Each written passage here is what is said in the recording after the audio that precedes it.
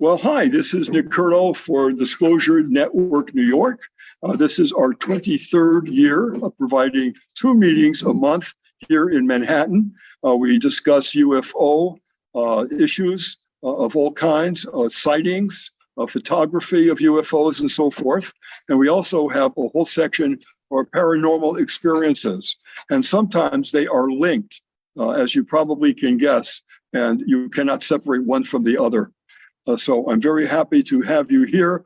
And my guest is an amazing man, a ufologist that goes way back with tremendous history of looking and finding the answers to complicated questions that we all have. John Ventre, thank you so much for coming. Yeah, thanks for having me on. I appreciate it. Now I'm looking forward to our event in July. Absolutely, that's going to be amazing. I can't. Joe Foster has done a tremendous job of heading the committee to put that together. And for those who don't know about it yet, we're going to have a whole weekend in New Jersey dedicated to the amazing story of Thayer, Captain Thayer, and his incredible journey to our planet, and an agenda that he had that he shared with the president and vice president of the United States and many other people for 3 years. And he was put up, believe this or not, in the Pentagon in a suite for 3 years where he could tell his story and get people to say, yes, we'll accept your advanced technology, but we will not use nuclear or atomic weapons or anything near that anymore. That was his journey of saying to us, we're children playing with fire. It's got to stop for our own good and for the good of humanity and beyond. And they came back after 3 years and said, we cannot agree to those terms. And he left our planet at that point. He's been back, but that's a whole other story. So anyhow, that's up in July. John, what are the dates again? I think they were the 14th, 15th, but they haven't put it out yet as far as advertising. So we'll wait till the poster comes out. Okay, right. But it's going to be something. They got quite a lineup of restaurants, of amazing people that are going to be there to do their talks. And who cannot go to that weekend? It's just everybody in ufology that we've all wanted to know more about, and they will be there live to talk on various subjects. So without further ado, John, give us a little bit first, just a tiny bit. I saw your bio and it goes on for days, and we could do the program on just that, but just touch a few points and then get into what we want to talk about today. Yeah, I think the most important thing in the bio is that I knew nothing about UFOs until I was 41. And, it's funny, I talked to all these other researchers and, they were into it at 10 years old and reading books. And I wasn't. I was a Comic-Con horror fan, Famous Monsters of Filmland. And I was writing a novel, wanted to write my first novel in 95. And while researching end time prophecy, I kept coming across this information about star people, basically aliens and UFOs, but other cultures talking about it. So as I started writing a book in 95, in 98, I said, let me join MUFON. And all I knew about them was like I'd see them on sightings. When they talked about UFOs, they went to the MUFON investigator. So I knew nothing about any of this. So in 98, I joined the MUFON, but I had probably the most different start to this than anybody else. I was 41 when I got involved in the UFO field. And it was really just to research that and maybe write my second book on UFOs. So, but what happened, and this is what I wanted to talk about, was so I joined in 98. I think it was around 2006 or 7. I became the MUFON Pennsylvania state director. Along the way, I ended up having 7 states. I was a multi-state director for the Northeast. But then in 2008, we got the biggest case in Pennsylvania, other than maybe Kecksburg or Presque Island, which are famous cases. But 2008, if you remember, the year started with Stevensville, Texas.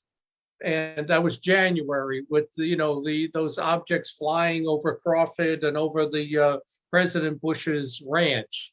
Well, what happened was, hold on a second, I'm trying to follow my, oh, this thing's frozen. What happened though was then in March, we started getting our own cases. So I got the first cases that came in. I was getting reports from East Lake, Ohio, which is by Lake Erie. So they would see objects coming out of Lake Erie. They would go down almost like Route I-79, Wheeling, West Virginia to Pittsburgh.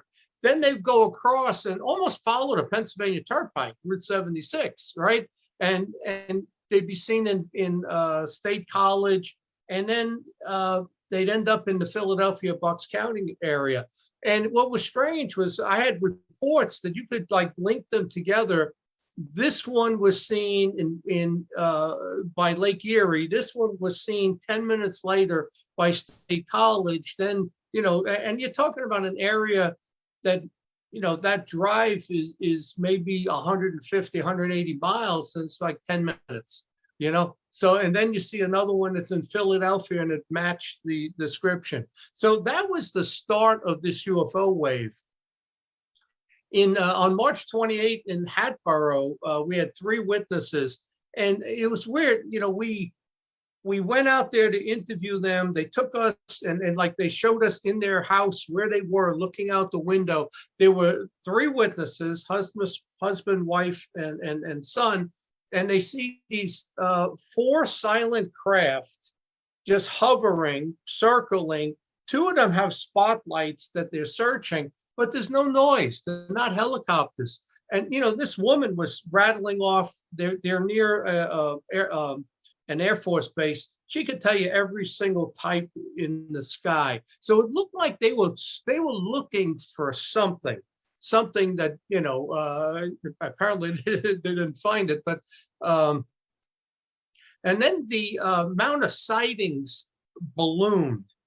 We would get about 93 cases a year.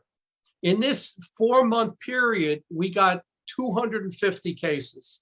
And the bulk of those, probably 180, were over in the Philadelphia, Bucks County area.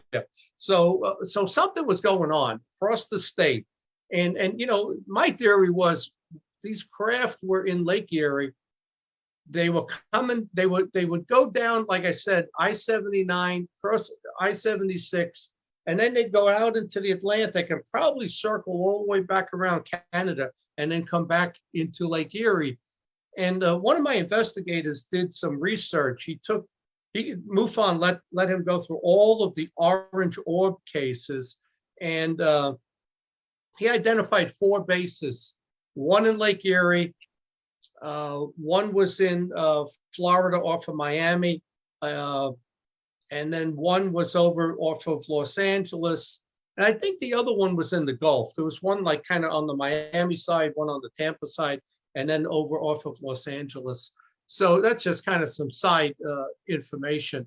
But we got some unbelievable reports that came in. This thing, which is weird, you don't want to do a UFO investigation that's public, let's say. Well, let me give you some background. MUFON got involved with doing their first television series, UFOs Over Earth, with the Discovery Channel. So they did the North Carolina case, not Thomas Reed, I can't remember the guy's name.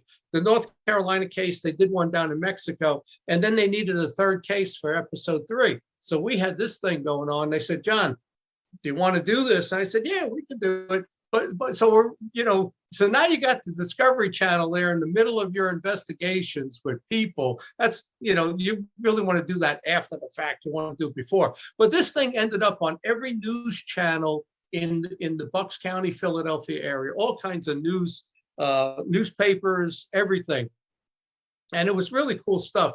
We got a report from a police officer. Get this, so this guy's a police officer, and I have his report. I'm looking at it right here on my screen, but he's talking about, he sees this object, and it's got like that falling leaf motion, the way it moves, skipping type thing.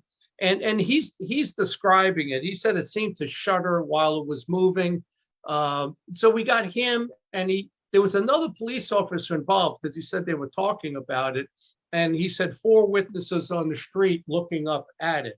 But then the real case starts, and that's in Levittown and Doylestown. These 2 people have multiple sightings, both of them at like 4 o'clock in the morning. Both of them, the dog starts barking, and they wake up, and then they look out the window, out the door, and they see these objects. Well, the first one was in Levittown, and that was in July. So it's going on from March through July, and that was about the whole period of it. Actually, she had sightings in May and June. I think she had 5, and the other guy had 3 or 4 in Doylestown. Well, this is the one that hit the TV shows. I ended up 4 or 5 times on television with this case. And so the dog wakes up, she looks, and she sees this triangular object in the sky with a light on the 3 corners and a light in the center. And the one time it comes close to her apartment building, and she had the first floor, so she could walk out, and she goes outside.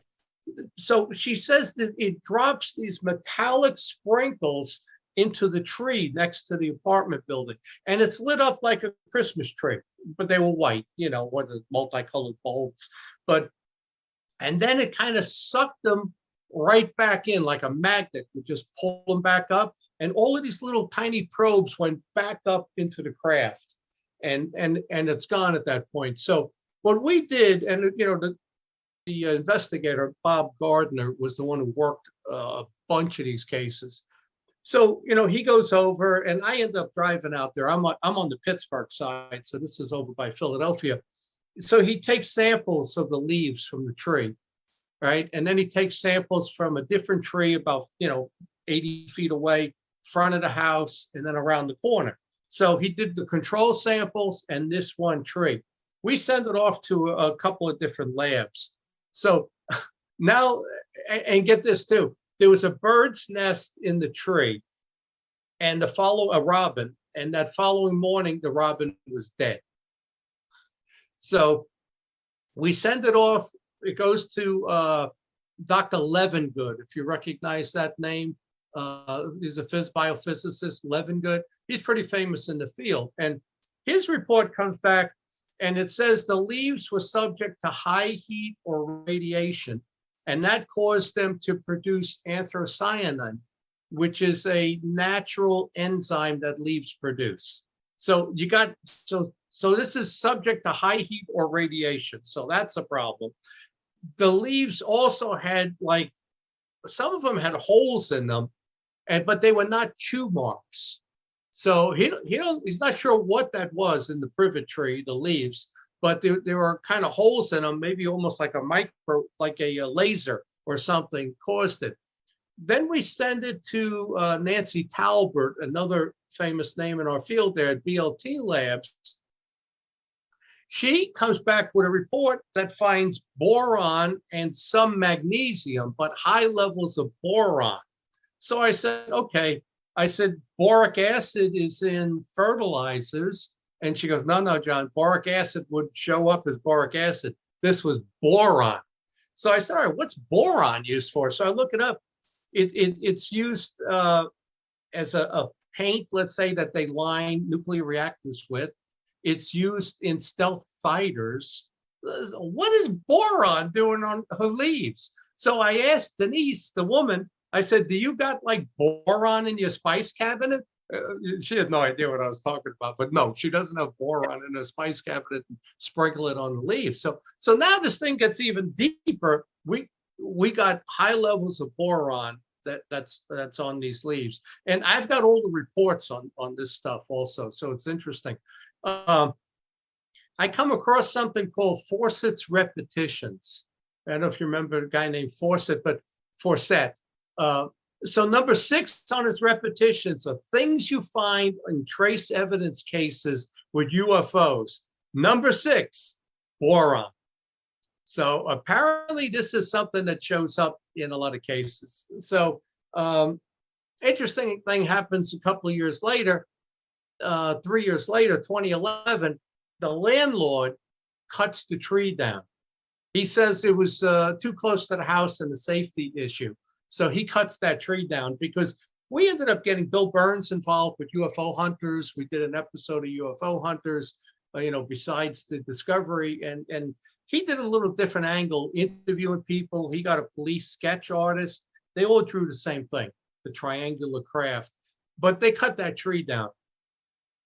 3 of the 4 lab technicians in 3 different locations got cancer within 5 years of this case. I don't know if that had anything to do with it. 2 of them ended up passing away. Maybe that's the nature of their business, being around chemicals. I don't know. But we had all kinds of sketches done. And years later, though, I come across something called the TR3B.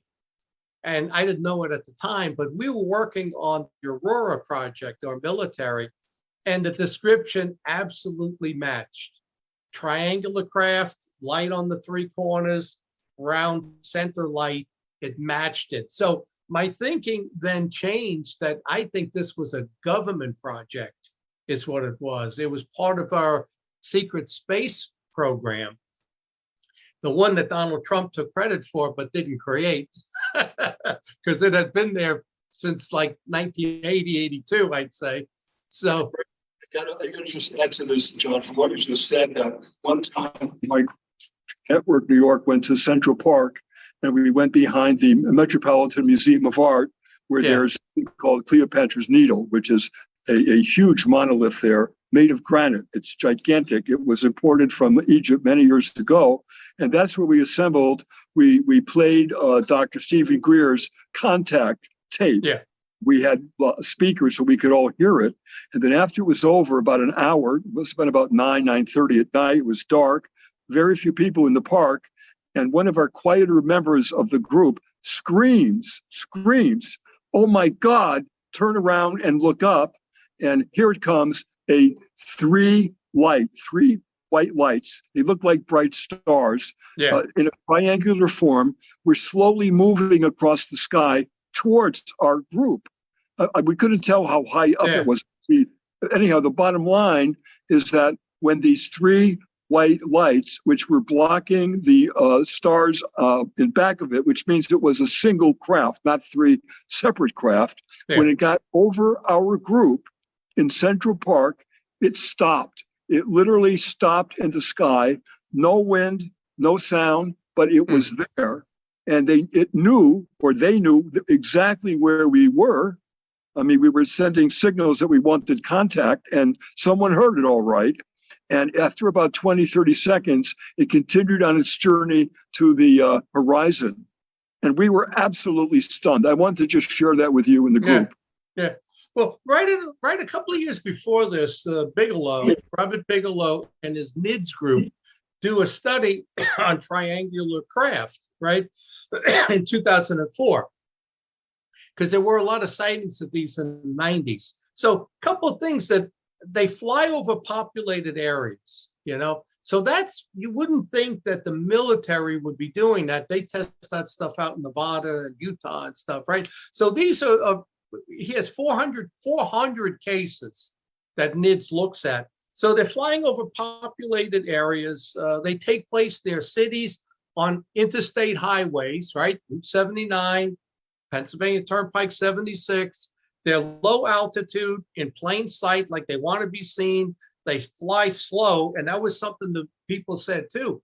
John, the one guy that I'm going to get to in Doylestown, he says, I don't know how it was up there because it was moving at about 20 miles an hour. He says it can't be anything with an engine because it would have fell, and they have bright lights like they want to be seen. So like I said, then we got Bill Burns involved in it. There were 7 witnesses. He had them do, police came in and did sketches, and it all matched up together. Linda Moulton Howe gets involved with her Earth files, and she did a really good job, really digging in and interviewing the witnesses and all of that. So now the second witness is in Doylestown, which, maybe they're 15 miles, 20 miles apart at best. And this guy, again, four in the morning, he has a sighting in May and then in July. And what he gets is he's in bed, dog barks, wakes him up. He looks out the window and he sees this six-sided object, and it's huge. He said, John, this is the size of an aircraft carrier. It's gigantic in the sky low, and it's slowly just coming over his house. So now he's kind of freaked out. It happens 2 months later in July, on July 27th. And this time there's like a heat lightning storm. So he gets his wife and they go outside, and they when the lightning goes off, you could see the object. But the thing was, you could see, it looked like there were 6 triangular craft docked in it. And when the lightning went off, you could see the seams. You can see in between the seams, which was crazy, right? And then he said on an angle, once it passed, it passed over and it was moving towards the northeast. You could see all these things on the top of it, like some antennas, protrusions, that type of stuff. But it was the heat lightning that really lit it up. And we kind of figured this was a mothership, and there was 6 triangular ones docked on it, and it's moving along. So at best, maybe it was doing about 60 miles an hour. So Bob Gardner does a great job on this. He calls the Philadelphia airport, and they clear him, and he goes up to the tower, and he tells them what he told them already on the phone. So they had already pulled their radar, and they had a large object with no transponder matched up to the exact time over Doylestown. And they said it was moving to the northeast, exactly what the guy said. So the one case we got trace evidence, you got the boron, right? And in this case, we got radar. So then the whole thing gets so complicated. I tried to get, I want to get a report from the FAA now that confirms what the woman said, because she showed it and told it to Bob Gardner. Well, now all of these FOIA requests start coming back. It's beyond the time period. They give me all these excuses, but the woman, I find out how they store everything, and I call her and I tell her, and the next thing you know, I get the discs in the mail. She sent them to me, right? We have to send it to the MUFON guys in Denver to be read at the airport by the Raptor system, right? Because you can't read these discs. And the guy, Glenn Schultz, comes back and says, John, somebody taped over these. They're corrupted and they're taped over. But he says, I can pull the original metadata from it. He pulls it. Now I got the 6 screens of the object. So we got it, right? So in between all of this, I tell her that. She sends me an email that these discs are not corrupted, right? Well, first, when I tell her we got it, she says to me, oh, I'm surprised you were able to get anything off the discs. Why would you say that? Unless you knew that it was taped over, right? So I've got all these FOIA reports with what they tell us. There's no records. It's beyond the record retention period, all of that. And I got her letter to me stating that I run an efficient office and I do have copies of the CD. And then she sends it. And then she sends another letter saying, don't forget, I told you that the discs are not corrupted. However, the FAA has the only program that you can read it with. So, I got the discs, but I could never get the real FAA to give us a report saying that this was true. But I had everything. I had the disc, I had the radar, I had her statements, I had the witnesses' statements. So in the middle of all of this, we got the Discovery Channel, then we got the History Channel with UFO hunters filming it, which was really cool. So the local newspaper runs a story on July 12th, right? Solved. It was Chinese lanterns. What? Chinese lanterns. So, and that, I'll tell you what, though, that killed the story as far as the media coverage, which is probably good because I didn't want them in the middle of this.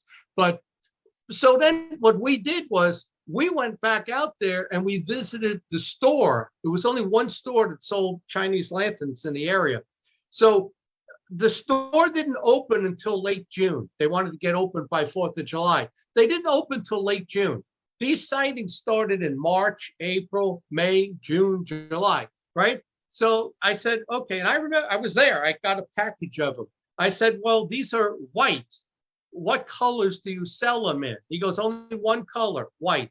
Well, the woman saw 3 lights on the craft, red, let's say red, white, and blue, or maybe it was green. I don't remember. So that didn't match up. Then what we did was we got 11 witnesses together. Late at night, we went to the parking lot of the mall after everybody was gone, and we bought these Chinese lanterns. We lit up 3 of them and sent them up, and then asked the witnesses, is that what you saw?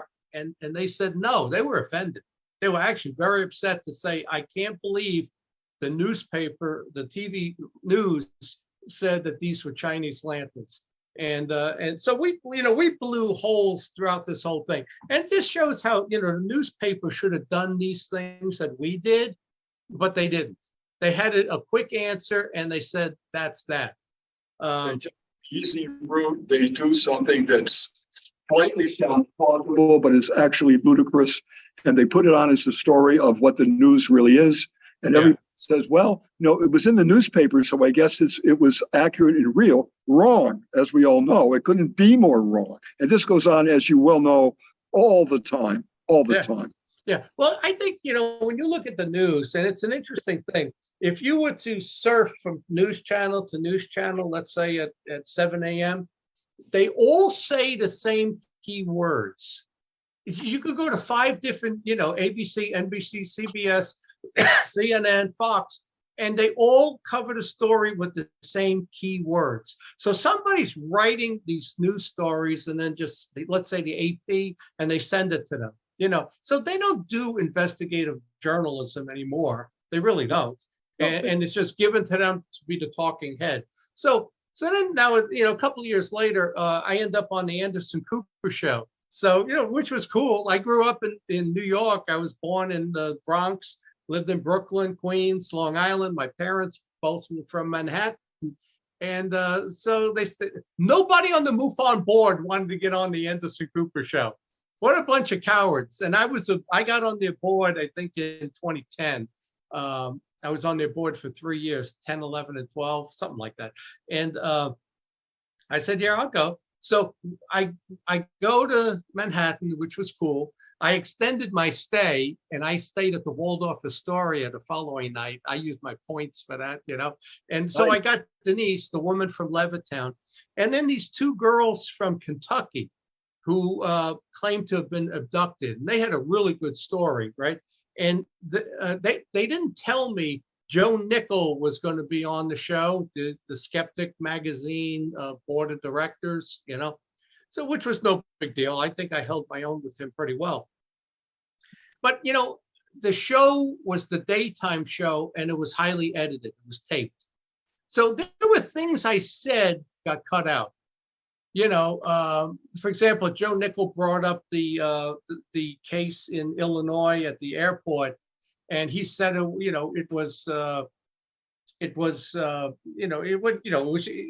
used the word, I can't think of the name of it, where it freezes and it's a hole punch cloud, right? I said, Joe, it was 56 degrees that day. How do you get a hole punch cloud? Right? You got to be freezing. You got to be below 32. So they cut that part out, Joe Nickel at one point said, I know what these objects were that these women saw. The planet Venus. The whole audience broke out laughing. They cut the laughter out. At one point I said these three women, show a lot of integrity and fortitude to come here and talk about this in public.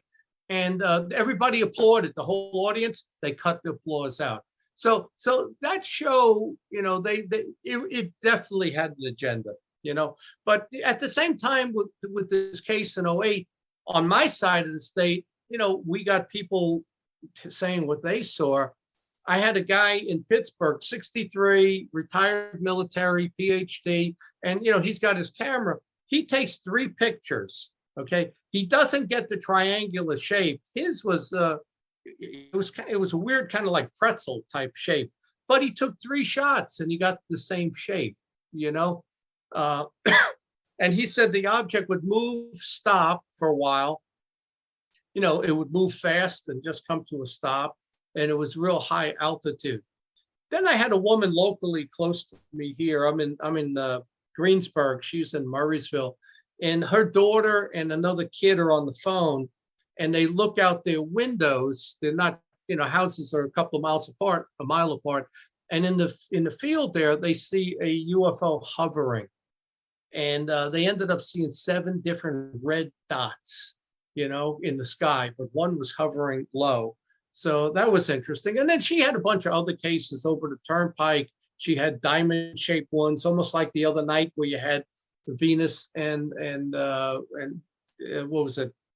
There were 2 planets that were close together, right? And people were saying UFOs. But she had some interesting cases. So, like I said, this for me to start out in the UFO field, right? And not know a lot about it, that was 10 years earlier in '98. And then I get this huge case that got me on 5 different TV shows. And then we started doing our conferences in Philadelphia and Pittsburgh at the same time. And we were able to continually fund our conferences and fund our whole chapter. We bought investigative equipment and all of that. And I ended up on UFOs Over Earth on Discovery Channel, Alien Mysteries, I think that was Discovery Science, Close Encounters out of Discovery in Canada, and UFO Hunters and the Anderson Cooper Show. So, I mean, it was like, this was a dream come true to get into this field and get all of this type of publicity and attention and everything. Well, then, so that was '08 was the TV show.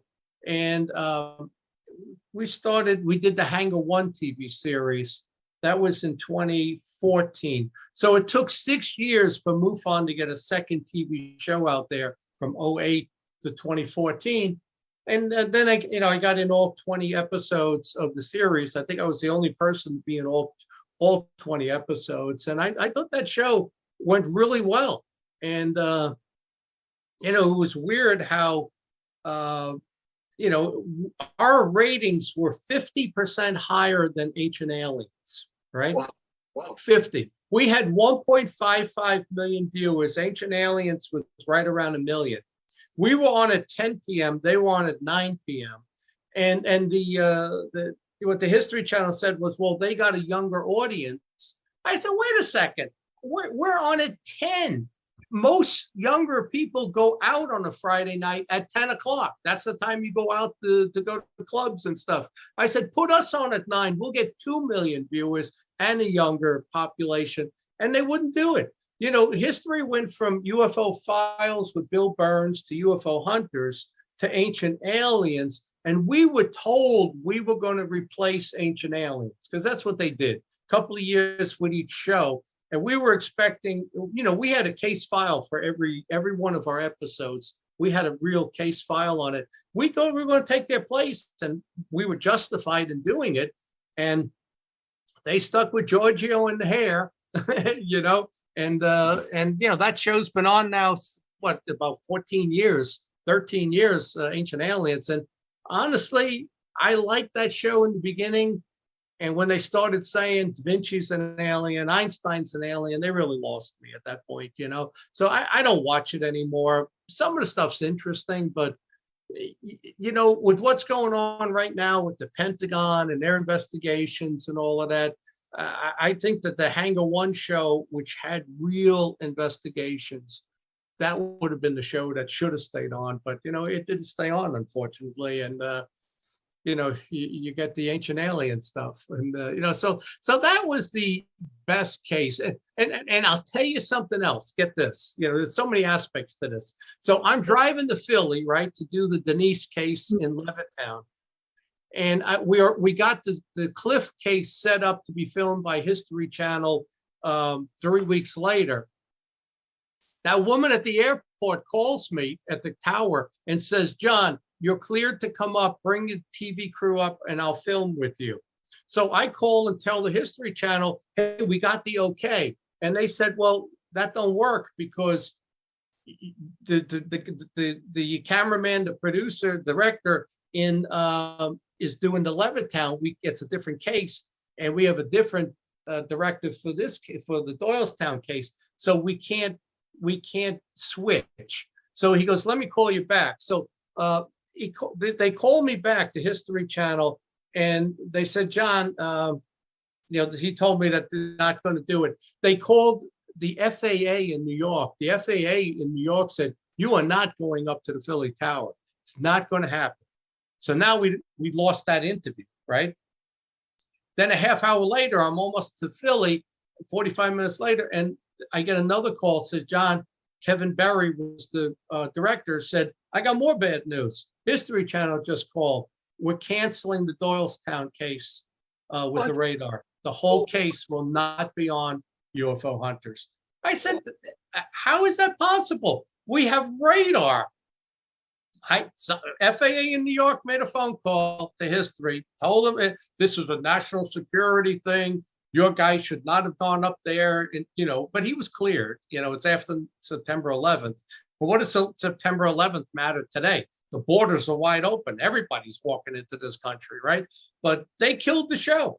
And then 3 episodes later, when Bill Burns does the Dulce, New Mexico story after ours airs on the Bucks County case, UFO Hunters goes off the air.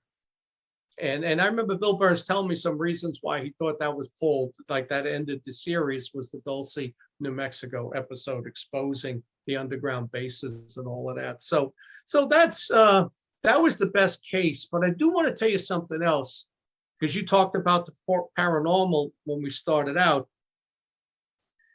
This whole thing for me, I started to get noises in the house, different, very paranormal activity in my house in this time period.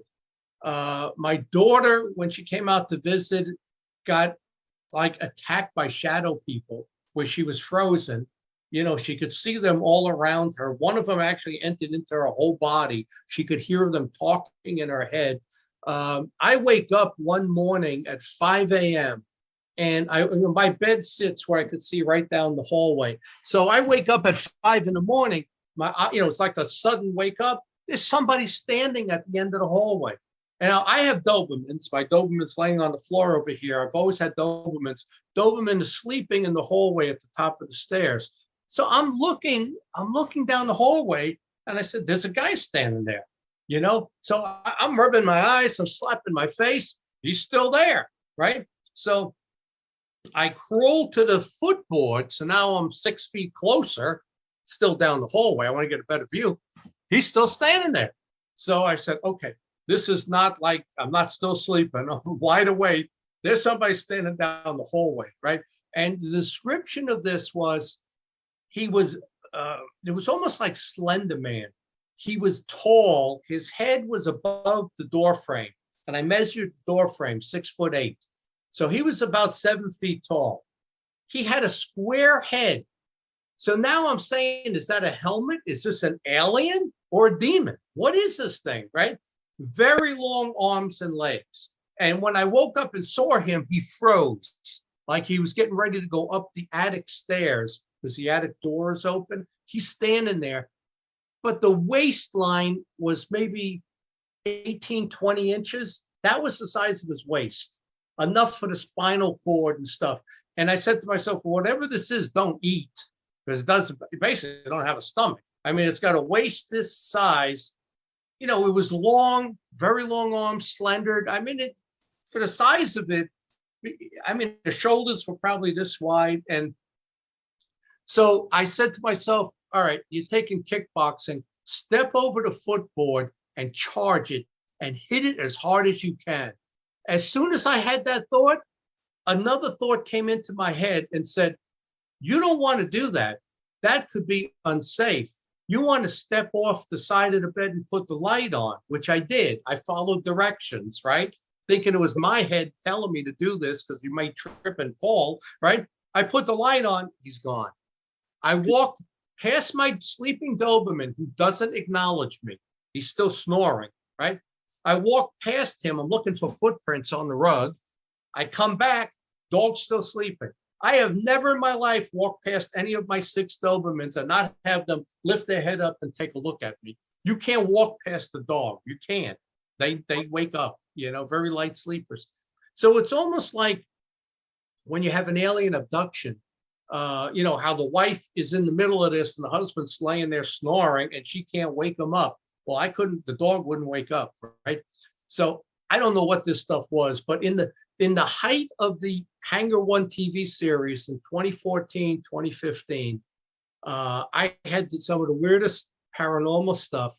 And the major bulk of this started, I remember the date, June 6th, 2014, which was the 20th anniversary of my divorce for some strange reason. This stuff started. And it was there for 22 months. And it progressed to, every night I'd go to bed, banging sounds, movement in the ceiling. It was almost like the Exorcist movie, creaking sounds. And I came to the conclusion, there's a demon in the house. I could smell a column of rotting flesh in the middle of the hallway, down by that doorway at the end of the hallway. So I asked I had a bunch of investigators who were ghost hunters. I recruited them into the UFO field because I know how to investigate. And they said, John, if you can smell rotting flesh, you have a demon there. That's not a ghost. You have a demon. And I ended up bringing a priest in. He did a house blessing, lasted about 6 months. It all came back, and it came back stronger. And I didn't get that entity out of my house until April of it was 22 months later. June to April is what it took. It got to the point where I put blessed coins around the foundation of the house and the 4 corners of my yard, and I start writing a book. I sit down to write a book on this whole encounter thing with this entity. I'm typing, I look up, my yard bursts into flames. On the other side of the fence, because I had blessed coins on the inside, the fire never came on this side of my fence. I could see it moving along the fence line on the other side, not on my side. And I see 3 guys I live next to a cemetery on the one side. I have a stockade fence. I see 3 guys in the cemetery. I called the police and I said, somebody must have taken lighter fluid because the way the fire is moving, they must have lit the leaves up and everything. And I had leaves on my side. They're not burning, right? He goes, no, those guys just called it in. The fire department's on the way. So they come, they had to come from 3 directions to get to it the way it was. They put the fire out. It turns out I had already ordered my headstone, right? And it's a very religious headstone. The moment they it's 6 feet tall, it's the Holy Bible. The moment and it says Holy Bible on it, the moment they put it in place, the yard burst into flames.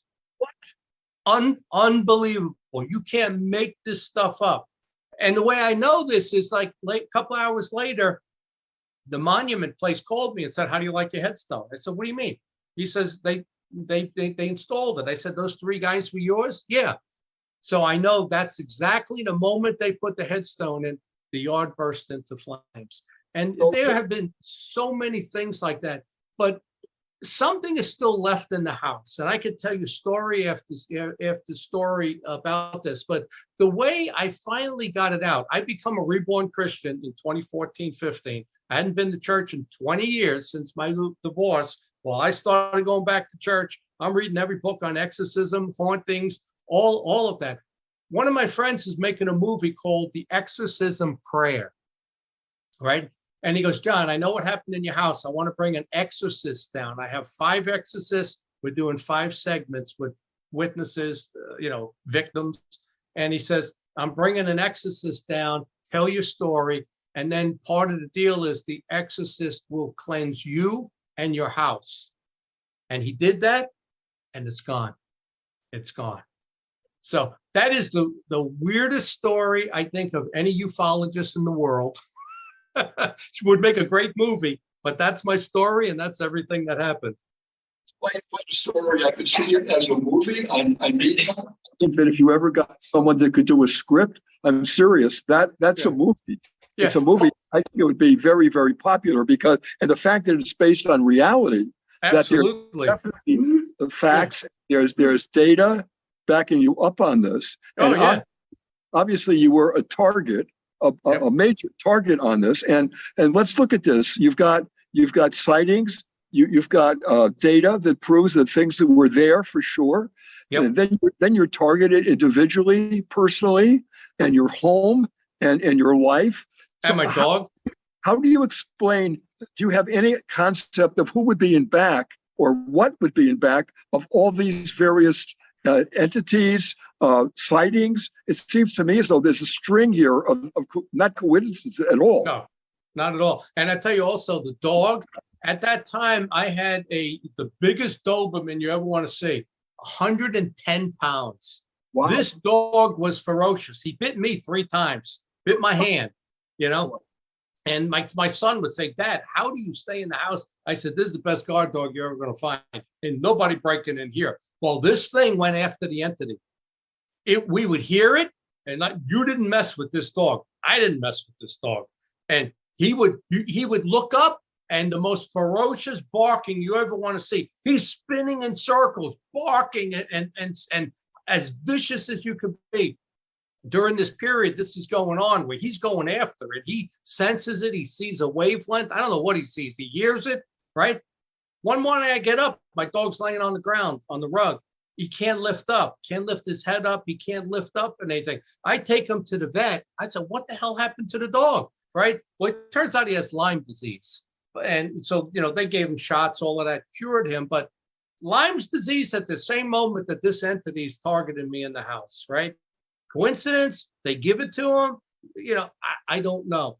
But everything I said, I got it all on a timeline with a lot of detail. I got pictures of the yard on fire. There was something else happened. My kids are over for Thanksgiving. My girlfriend moved in with me a couple of months earlier. So we have Thanksgiving. Everything is fine. We go to bed, and it was 12:30 in the morning. We go to bed, watch the football games. We hear somebody walking up and down the hallway. I figured it was the kids because we closed the bedroom door and they wanted to listen to Daddy and his girlfriend, And so I wake up in the morning. My girlfriend leaves for work on Friday, and she uses the bathroom down the hallway, right? Because she got so much stuff. And so I get up out of bed. I go to brush my teeth in the bathroom in my bedroom. There are 2 arm prints on the mirror like this, 6 fingers. I got video and a still picture of it. 6 fingers on the hand. And what you see is the bone, no flesh in the middle, empty. The bone, right? And it's 3 inches longer than my arm. I measured it. It's 3 inches longer. I'm 6 feet tall. That would make it 7 feet tall. What did I see standing down the hallway? 7 foot creature down the hallway. It put those arm prints on the mirror. There's so many different things happened in this house during that. Here's my dog. I don't know if you can see him. This is my new Doberman, but yeah, so much stuff. So we'll open it up to question and answers. But at this point in my life, I don't know if what I was dealing with is part of the UFO genre with the contact and the abductions. I lean now that I believe those are demonic possessions and infestations. I'm not sure that the abduction part is alien anymore. And because it goes on too long, and it shouldn't be taking, they don't need to abduct as many people as they do. You know what I'm saying? And so I think some of the abductions may be demonic stuff, but that doesn't explain the object flying in the sky. You know, that's something different. Well, I think that from what you're saying here, and I would agree that not just one thing. There's many parts to this story, and we're getting the good, the bad, and the crazy stuff all happening at the same time. Yeah. That's why it's such a mix. And you tell somebody this who has no background at all, and they don't know what to think. They have no idea.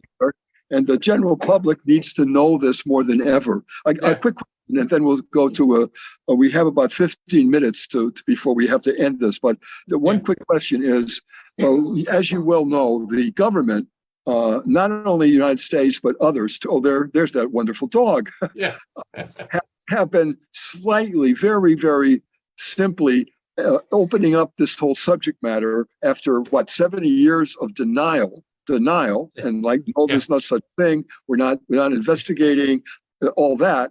And now they're saying, well, we do have videos, and now we are investigating it. And this is kind of a very light, very, very light 0.5% disclosure, but at least it started. But my question is, why now? Is there any particular thing that you can think of why now this is happening with the governments? Well, I think when Trump announced the Space Force, they had told him, we have this secret Space Force in place. And he had to take credit because of his ego, right? So he had to say, I'm creating the Space Force. You know, it was already there. But why are they doing it now? I have always felt that a lot of the UFO stuff is a cover for our military, right? And nothing they have said about these Tic Tac videos and all of these pilot sightings, to me, I still say, why aren't those craft ours? It's part of that Space Force. And we just haven't told you the extent of what we have, right? So these pilots are saying, wow, look at that. It made a right-hand turn. It's going, 13,000 miles an hour. Okay. Does that prove that they're aliens from space, or we have a lot of advanced craft? And I'll tell you some stuff. My cousin was a 2-star general with the Air Force, and his brother was in the NSA. I went over to their house for dinner, and I'm telling them about all of this stuff, or why UFOs are real, NASA, the Cometa report, all of these different things. My Air Force general was laughing, right? And he says to his brother, Johnny, do you believe this? And the NSA guy, straight face, says, yeah, I do. And my Air Force brother's cousin, like, his jaw drops, right? He passes away 2 years ago in January. I go to the Air Force Academy for his funeral and all of that. And what do you think I find out? He was the father of a branch of the Space Force. He created one particular branch of the Space Force, been working on it for 20 years. He kept it 100% secret from me, played it off as a joke, right? And you can look his name up, John Casarino. He was a 2-star general, father of this particular branch of the Space Force, and he got it going. He actually, at one point, they canceled it. He then, on his own, without pay, got an apartment in DC to keep it going, to finish the project, and then they picked it back up, and it kept going. But I think that our Space Force, I put it to 1982, the sightings over Hudson Valley. Those craft, ours. Phoenix Lights, ours. The Bucks County Triangles, ours. And I think what you're seeing right now is ours, our technology. And I hope we got this technology to take care of China and Russia. And I believe China's wanting to take Taiwan and maybe attack us too. And I hope we have this technology to put them to bed. But it doesn't explain the sightings from the 40s and 50s and 60s, you know. And I even had the theory that, and Nick Pope stole my idea. As much as I like Nick Pope, he stole my idea. We're at the Philly conference last year. We're talking about Roswell, and we're having this type of conversation. I said, well, I have a different theory. There was a crash in 1936 in the Black Forest, Germany. It's documented, UFO. Hitler got it, didn't know what to do with it. They're working on the Bell Project, anti-gravity, you know, all these different things. And then they lose the war. Project Paperclip, we get all this technology. So that's 1945. So my theory is what crashed in Roswell, which is where we, you know, launched the atomic bomb from, right? What crashed there was our experiments with the Nazi technology. And you think of all of these crashes. Why are UFOs crashing every year? There's a, you know, famous case, Aztec, Roswell, because they're ours. And we're probably using, it's like a jockey on a horse. You want the smallest, lightest guy because of the weight, or woman, right? So we're using, I don't know, midgets, maybe, you know, because that guy weighs 60 pounds and I weigh 210, right? You've got to compensate for weight. And I said, I think that those crashes are were our technology. You know, I even proved that the famous Kecksburg case, 7-8 miles from me here, was a spy satellite that we were launching over Russia. They were regular cone-shaped satellites, and on the 7th, 2 days before the crash here, we launched one that went offline. I can prove the whole thing, that what crashed in Kecksburg was our spy satellite out of Johnson Island in the South Pacific. So a lot of the cases aren't what we think they are. We want everything to be alien, and they're not. But I don't know. I've got different views now because of my experiences and some of my investigations. But the abduction thing to me just creeps me out now, because I think it's demonic. I really do. Connecting the dots very well. Now, because we're just about out of time, what I'd like to do is, John, if you can, could you pick an evening, Monday, Tuesday, Wednesday, Thursday, Friday, that you're free, or let me know what those days are. I'd like to do a Zoom meeting with the group here and anybody else from our group, with a Q&A, just a simple Q&A dedicated to that Zoom meeting, so we can all have some time to really go.